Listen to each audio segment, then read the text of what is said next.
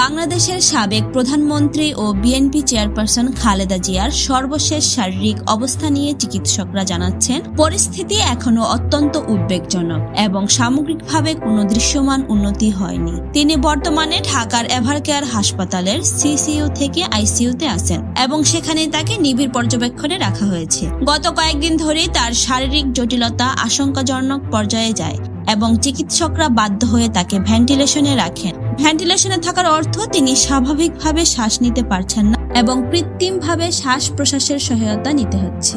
আজ সকালে medical board জানিয়েছেন, খালেদা জিয়ার শরীরের বিভিন্ন গুরুত্বপূর্ণ অঙ্গের কার্যক্ষমতা পরীক্ষা করা হয়েছে এবং সব রিপোর্ট সন্ধ্যার মধ্যে পাওয়া যাবে। চিকিৎসকরা বলেছেন, তার শারীরিক অস্থিরতা কমলে এবং রিপোর্টগুলো অনুকূলে এলে সম্ভবত 9 বা 10 ডিসেম্বরের দিকেই বিদেশে নেওয়ার উপযোগী সিদ্ধান্ত নেওয়া যেতে পারে। তবে চিকিৎসকদের স্পষ্ট বক্তব্য, এই মুহূর্তে